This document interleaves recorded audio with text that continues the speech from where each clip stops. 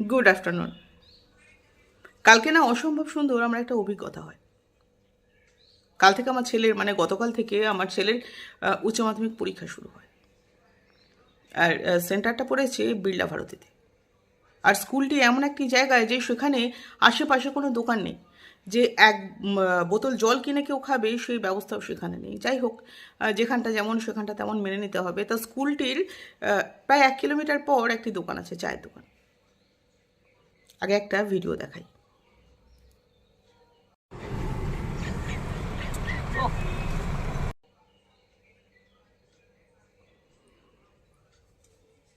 প্লাস্টিকে করে চা। তো স্কুলের 1 কিলোমিটার দূরে যখন আমরা চা কিনতে যাই, তো ভদ্রলোকের অত্যন্ত খারাপ ব্যবহার, ভীষণ দেমাগ। কারণ ওই এলাকায় আশেপাশে কোনো দোকান নেই, ওই একটি দোকান সেখানে আছে। তো যখন আমার হাজব্যান্ড আমার বাচ্চা মানে সঞ্জয় দুজনে মিলে বলে যে চাটা নিয়ে যাব, প্রায় 1/2 কিলোমিটার আমাদের যেতে হবে, তো তখন ভদ্রলোক কোনো রকম সাহায্য করেন না। ইভেন একটা প্লাস্টিক দেন, বলে এতে করে নিয়ে যেতে, বা কোনো যে কাপ দেবে বা কিছু এরকম না। তো ঠিক আছে, কাপটা তারা এক্সট্রা চার্জ দিয়ে কেনে, যেটা দিয়ে থাকে, মানে চা যখন উনি বিক্রি করছেন তো কাপের তো ব্যবস্থা থাকবেই। তো কাগজের কাপ তিনি একটা দেন, কিন্তু অন্যথা যে চাটা অত দূর নিয়ে আসবে তার জন্য তিনি কোনো রকম কোনো হেল্প করেন না। তো ঠিক আছে, চাটা যখন আনে অতটা পর্যন্ত ঠিক ছিল। তারপর যখন পরীক্ষা শুরু হয়ে যায় তার প্রায় আধ ঘন্টা পর আমরা যাই সেই দোকানে ব্রেকফাস্ট করতে। উপায় নেই, ওই দোকানটি ছাড়া আর কোনো উপায় নেই। তো যথারীতি যখন আমরা সেখানে যাই, ভদ্রলোকের যেমন খারাপ কথাবার্তা তেমনি তার খারাপ ব্যবহার। কারণ একটাই, যে মানুষকে ঠেকায় পড়ে তার কাছেই যেতে হবে, এটি তার অহংকার। তো অত্যন্ত খারাপ ব্যবহার। তারপরেও আমরা ব্রেকফাস্টটা কিনি, কারণ এমটি স্টমাকে কিছু ওষুধ বিষুধ মানে ছিল আমাদের। তো তার জন্য আমাদের ব্রেকফাস্টটা নিতে হয়। আমাদের কেন, অধিকাংশ লোককেই সেখান থেকেই নিতে হয়। ইভেন উনি আমরা দাঁড়িয়ে থেকে কিছু মানুষকে দেখি যে অন্য কোথাও থেকে কেউ হয়তো আগের দিন চা খেয়েছে, সেটা ভদ্রলোকের কাছে খবর এসেছে, তার জন্য তার পরের দিন তাকে আর তিনি বিক্রি করবেন না, এরম একটা তার মানসিকতা। কিন্তু সবের উপরও কথাটা হচ্ছে, ভদ্রলোকের দোকানটি যে জায়গায়, সেই জায়গাটি ওনার নয়, সরকারের জায়গা। আজ না হলেও আরও 5 বছর বাদে হলেও সেই জায়গা থেকে তাকে কিন্তু তুলে দেবে।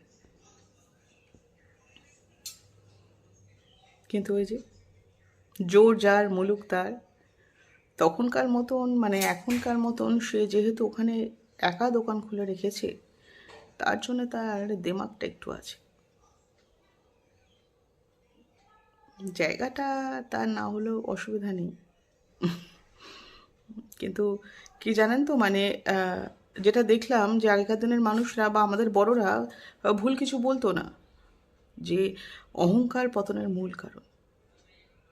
ওই যখন উচ্ছেদটি ওখান থেকে করে দেবে, ওইটাই কারণ। যদি ভদ্রলোকের, না আমি কখনোই খারাপ বলছি না, এটা যে কোনো মানুষই বলবে, যদি ভদ্রলোকের সে ক্ষমতা থাকতো, তবে ভদ্রলোক এত দিনে ওনার ছেলে প্রায় বিয়ের যোগ্য, ওনার ছেলেও সেই দোকানেই থাকে, অ্যাটলিস্ট নিজে হতে কিছু করে ফেলতো, সরকারি জায়গায় বসে দেমাগটা দেখাতো না। যোগ্যতা নেই বলেই দেমাগটা আছে, যোগ্যতা নেই বলেই অন্যের জায়গায় বসে সে অহংকারটা দেখাচ্ছে। আর ব্যবসায় কাস্টমারই লক্ষ্মী, আর অহংকারটা সে তাদেরই দেখাচ্ছে।